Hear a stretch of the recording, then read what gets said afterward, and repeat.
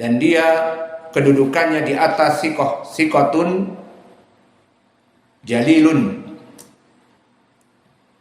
yang mana telah disikohkan oleh para ulama, disikohkan oleh Ibnu Ma'in.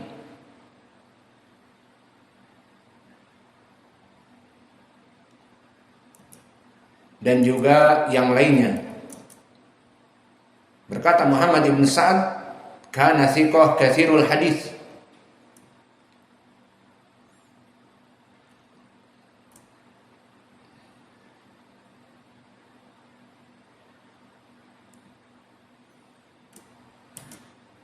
Kemudian meriwayatkan dari Husain ibnu Jundub ibnul Harith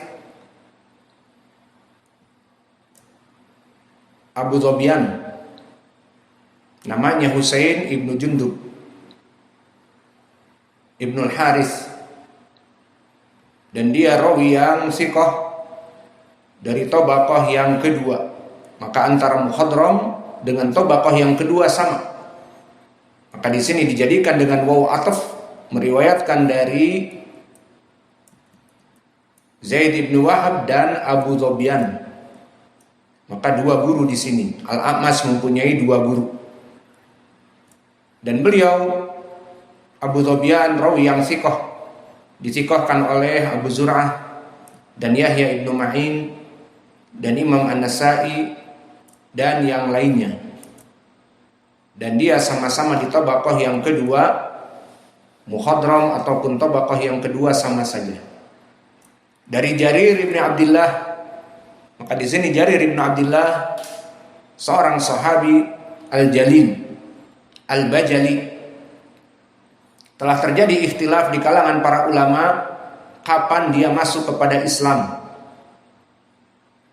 Disebutkan oleh Imam Ibn Abdul Bar di Isti'ab dan di Ma'rifatil Ashab bahwa Islamnya dia di tahun meninggalnya Nabi Muhammad sallallahu alaihi wasallam. Beberapa tahun, seperti ucapan Jarir, aslamtu qabla mauti Rasulillah sallallahu alaihi wasallam bi arba'ina yauman. Aku masuk kepada Islam 40 hari sebelum meninggalnya Nabi. Ini ucapan Imam Ibn Abdul Bar. Dan dikatakan Islamnya Jarir ibn Abdullah tahun yang ke-10 atau sebelum tahun yang ke-10. Karena dia meriwayatkan tentang kematian An-Najasyi. Seperti di dalam hadis An Jarir, qala Rasulullah sallallahu alaihi wasallam, inna akhakum An-Najasyi qad mata fastaghfiru lahu. Maka saudara kamu Najasyi telah meninggal, maka istighfarlah untuknya. Jika hadis ini benar, berarti Jarir ibni Abdullah al-Bajali meriwayatkan hadis ini, berarti dia telah masuk Islam terlebih dahulu. Karena kisah Najasyi jauh sebelum meninggalnya Nabi. Namun sayang, kisah ini dhaif. Dan ini yang dijadikan sebagian ulama berpendapat dari ahli tarikh bahwa Jarir ibn Abdullah termasuk dari sahabat yang sudah lama beristidlal dengan meriwayatkan hadis An-Najasyi. Namun sayang, sanadnya dhaif. Diriwayatkan oleh Imam Ahmad dan Imam Ibnu Abi Syaibah dan At-Tabrani, semuanya dari jalan Abi Ishaq an Sya'bi an Jarir.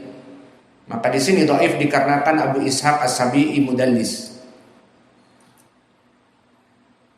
Dan dikatakan bahwa pendapat ketiga Islamnya itu di tahun Al-Wufud. Di tahun Al-Wufud maknanya tahun ke-9 sebelum meninggalnya Nabi, yang mana kaum muslimin ataupun banyak kepada Madinah berkunjung dari kaum muslimin untuk masuk kepada Islam. Itu dinamakan Amul Wufud. di tahun Al-Wufud, tahun banyaknya berbondong-bondong masuk kepada Islam, datang ke Madinah. Maka di sini disebutkan datang dari Jarir bin Abdullah, lama ba'atsa Nabi sallallahu alaihi wasallam ataituhu faqala li ya Jarir li ay syai'in jitana qultu li aslama ala yadayki ya Rasulullah fa'alqa ila kisaihi summa aqbala ala ashabihi faqala idza atakum karimun qaum fa'akrimu. Maka hadis ini pun dhaifun jiddan. Diriwayatkan oleh Imam At-Tabrani di Mu'jamil Awsat dan Al-Baihaqi. Di sanadnya ada Husain ibnu Umar Al-Ahmasi dari Ismail ibni Abi Khalid, dari Qais ibnu Hazim, dari Jarir ibni Abdullah. Dan Husain ibnu Umar Al-Ahmasi dikatakan oleh Imam Ahmad anahu yaqdib, pendusta, dan berkata Al-Bukhari munkarul hadis. Maka dari kisah-kisah yang ada, semuanya fiha nazar, butuh kepada penelitian yang lebih dalam. Tidak bisa kita langsung menerimanya. Namun telah datang di Sahihain hadis yang sahih dari Jarir bin Abdullah, anna Nabiy sallallahu alaihi wasallam qala fi hajjatil wada' li Jarir istansitin nas faqala la tarji'u ba'di kufara yadribu ba'dukum riqaba ba'din.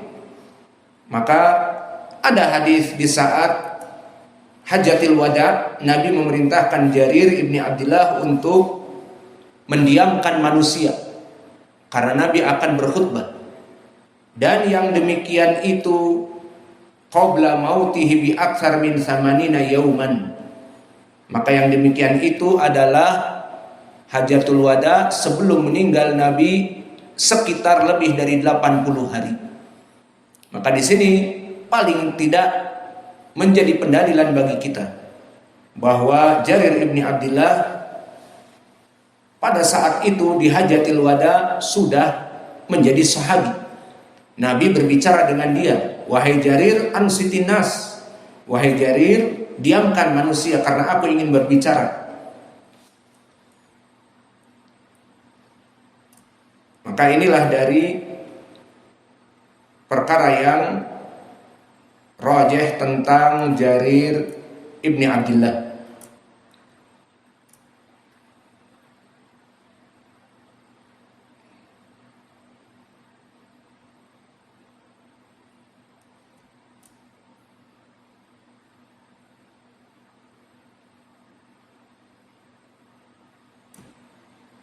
Maka ini adalah dari sekilas tentang Jarir ibni Abdullah.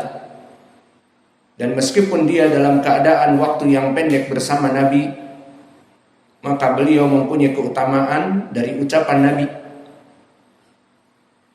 bahwa Nabi basyarahu bi annahu rajulun fihi khair. Nabi telah mentazkiyahnya bahwa dia itu orang yang mempunyai kebaikan. Seperti datang di dalam hadis bahwa Nabi Muhammad sallallahu alaihi wa ala alihi wasallam bersabda, kata Jarir, mara'ani Rasulullah sallallahu alaihi wasallam qad illa tabassama fi wajhi.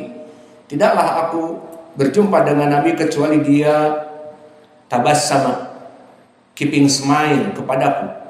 Dan berkata Rasulullah sallallahu alaihi wasallam, yatlu'u alaikum min hadzal bab rajulun min khairi diyamanin ala wajhihi mashatu malakin.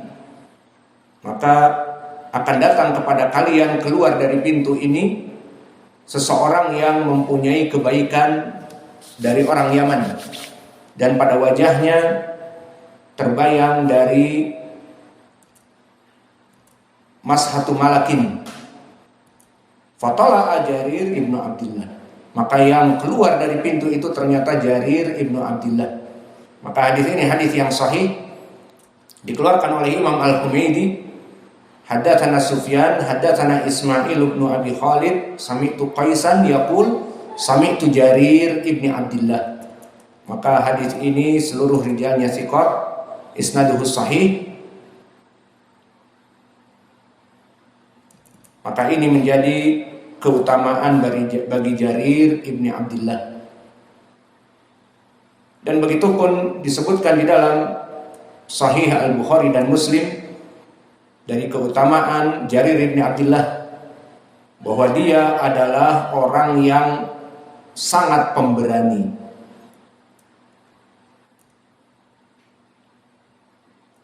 Dan hadisnya panjang, bisa dirujuk di keutamaan Jarir ibni Abdullah, hadis yang muttafaqun alaih, bahwa dia adalah seseorang yang sangat pemberani. Maka dengan ini kita cukupkan pelajaran kita, dan insya Allah di waktu yang akan datang dihafal hadis yang ke-7 dan juga hadis yang ke-8, hadis yang ke-7 dan hadis yang ke-8. Insya Allah ba'dal maghrib wa naktafi ila huna. Jazakumullahu khairan wa barakallahu